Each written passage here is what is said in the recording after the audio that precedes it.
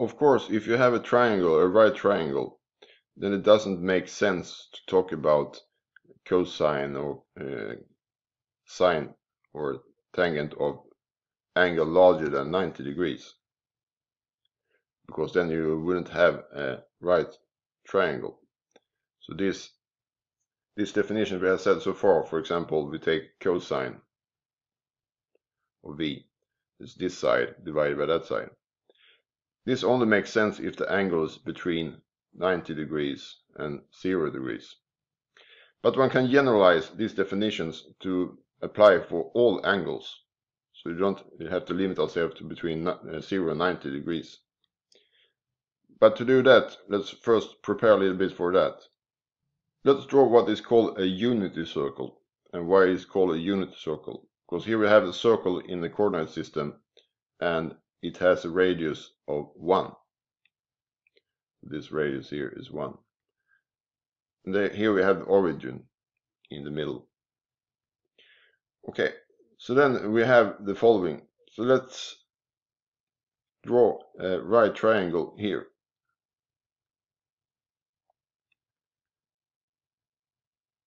Then the coordinates of this point is equal to x, y, since it's a coordinate system.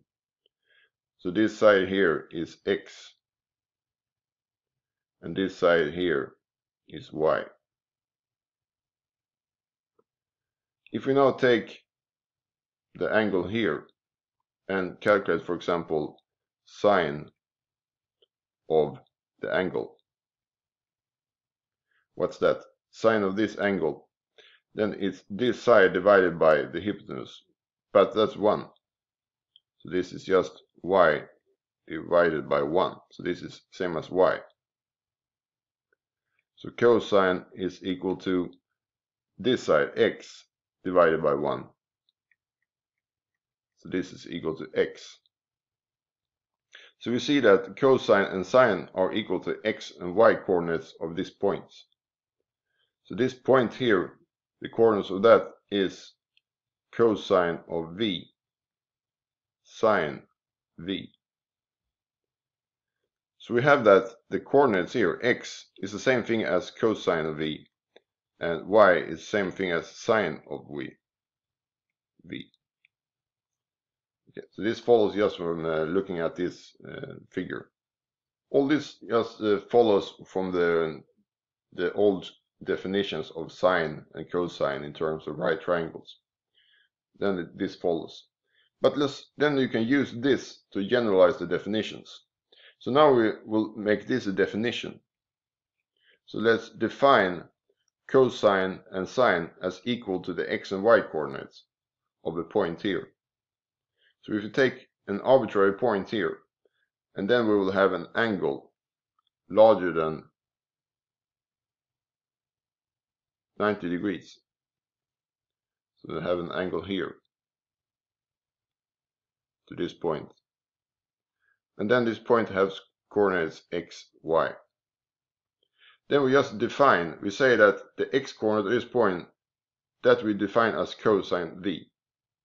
So cosine v then just means another way of saying the x coordinate of this point, which is an angle v here.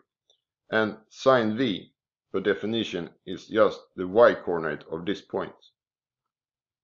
So we have that this is now definition. We could of course just write it opposite also. So cosine of v, per definition, that's the x coordinate of this one. And sine v is the y coordinate of this point. So this is now our generalized definitions of sine, cosine. And this now works for all angles. So we're not limited anymore to this. So now we can choose any angle. But of course, you may think that, okay, are we just limited to angles between 360 degrees and 0 degrees? No, because we start here, then we calculate an angle. When we go one turn, then we can continue. So this will be, for example, we go 2 turns. That will be 2 times 360, 720 degrees. So we can go several turns. So we can have larger angles than 360 degrees. In the same sense, we can go in the opposite direction. Then we have negative angles. So we calculate or count angles in the opposite direction as negative. So now we can also go to angles that are negative. So for example, we go at this one complete turn in this direction, that's minus 360 degrees. Okay, so now we have defined what angles mean for all types of angles, and we have defined now what cosine and sine means for all. Let's take some examples. So for example, let's say I want to find out cosine of 180 degrees. So what is that?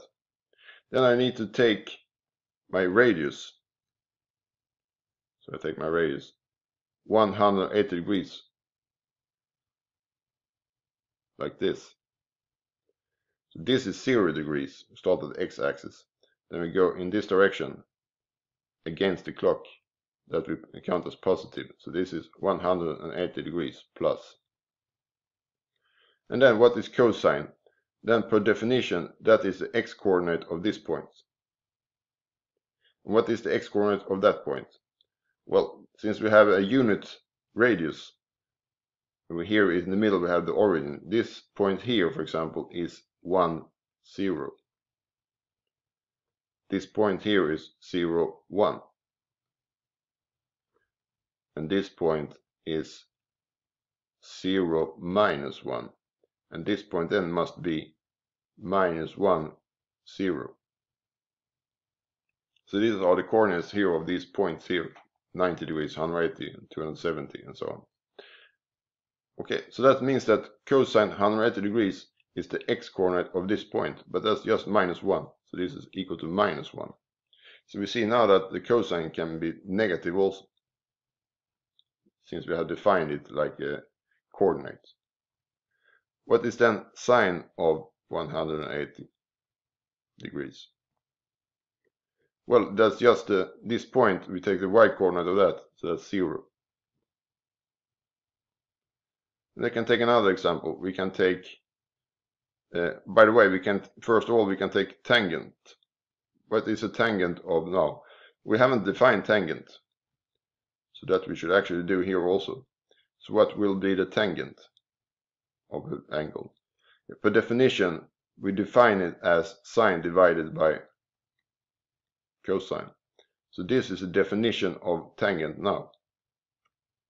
And why this definition? Well, we saw before we had a right triangle. This followed from this was just followed from definitions.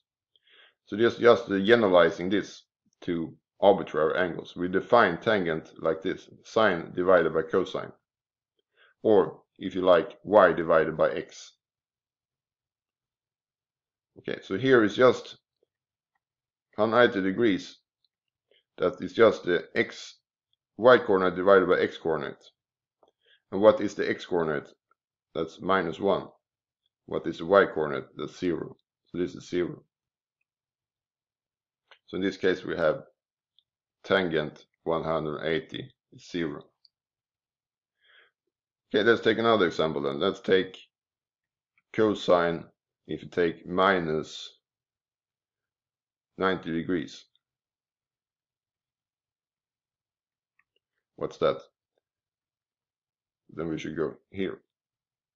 That's minus 90 degrees. Okay, so what's the x-coordinate of this point? That we have here already said. That's equal to 0 minus 1. So we now have the radius here of the unit circle. We have rotated it 90 degrees with the clock. So we end up here. Okay, so we have the point here. This point has been rotated 90 degrees down here. So we say that cosine is just the x-coordinate, so that's 0.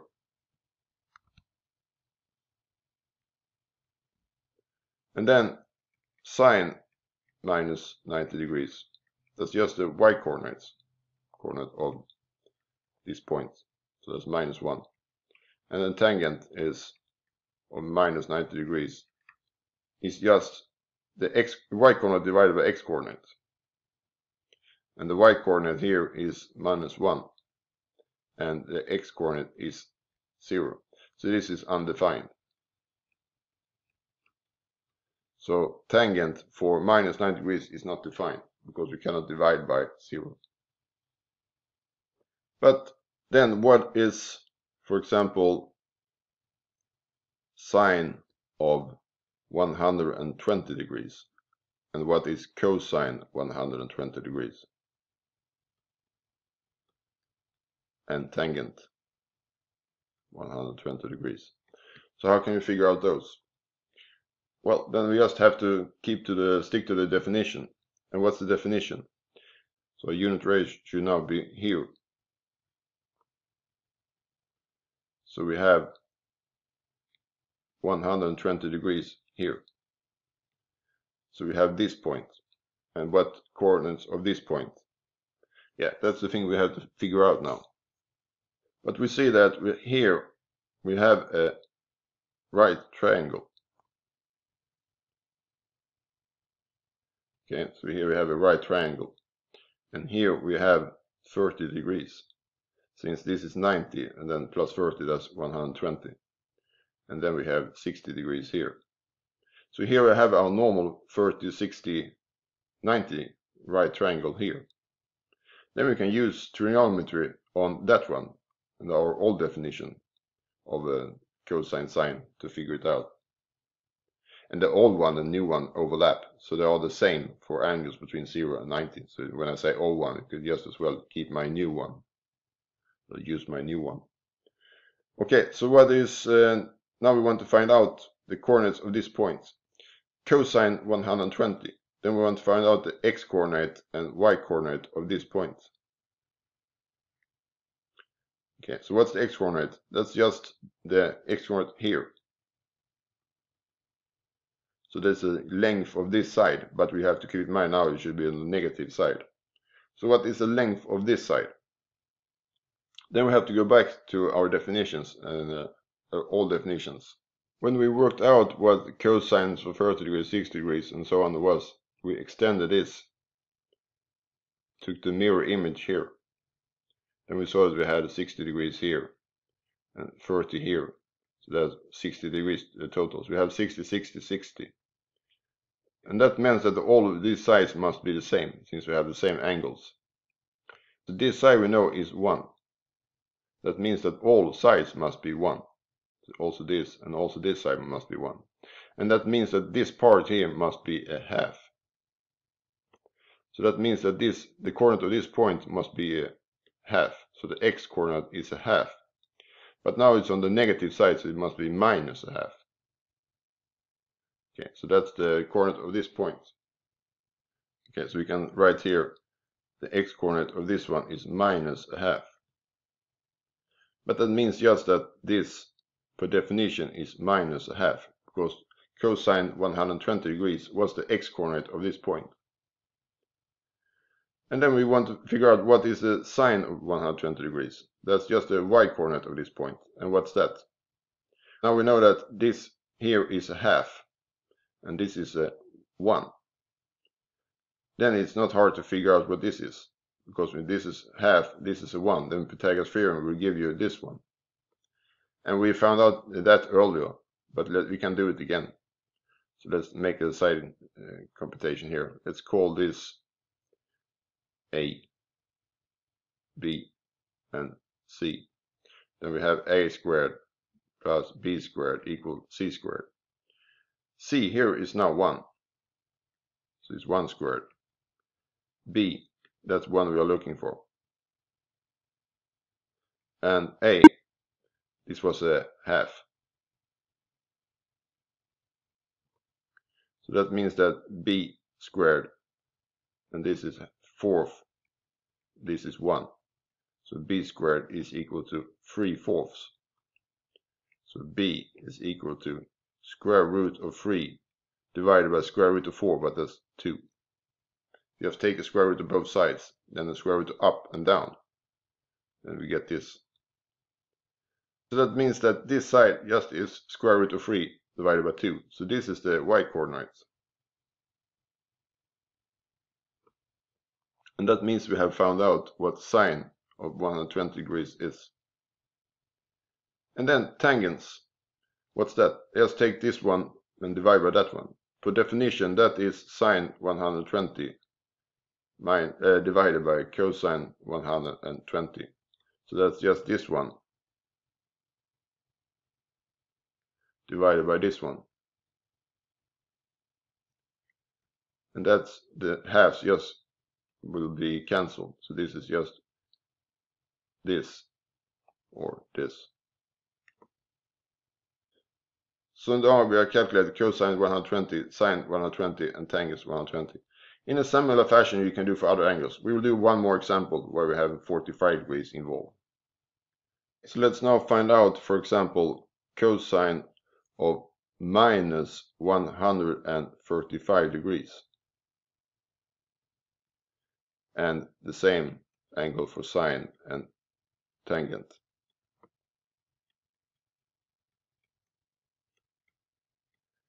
First of all, what is minus 135 degrees?